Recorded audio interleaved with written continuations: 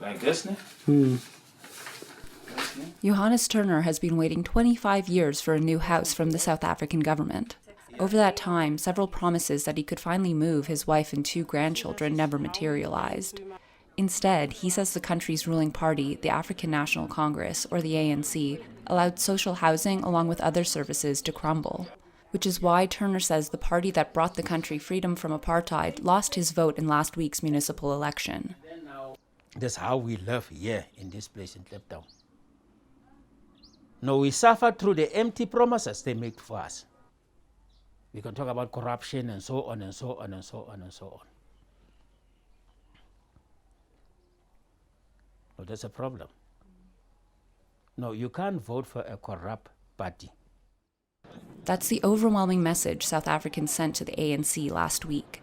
For the first time since coming to power in 1994, the party received less than half the popular vote. The results come on the heels of record unemployment and a national inquiry into graft that indicated millions of dollars have vanished from the state coffers. President Cyril Ramaphosa has vowed to eliminate corruption, but opposition parties like the new Action SA say bigger changes are needed. We've got to get rid of all ANC cadres in senior positions in government. Invite all South Africans, black and white. Let us put in professional people to run government. Make sure that those who steal a cent of public monies, put them behind bars.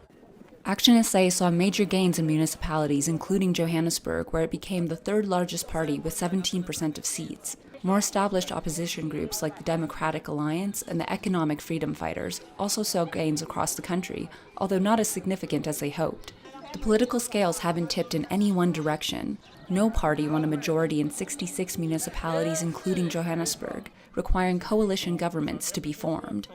Unfortunately, what we've seen in South Africa up to now is coalition governments centered around the interests of political leaders, individuals, or elites. We have not seen coalition governments around values, policy, and delivering services to people. Forming coalitions isn't the only challenge ahead for local governments. Once in place, they need to figure out regaining public trust in politics.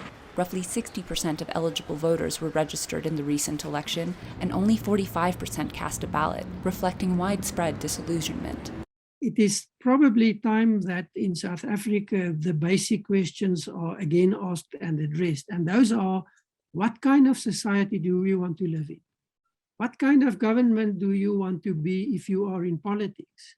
And are you willing to make the decisions, choices, sacrifices to achieve that?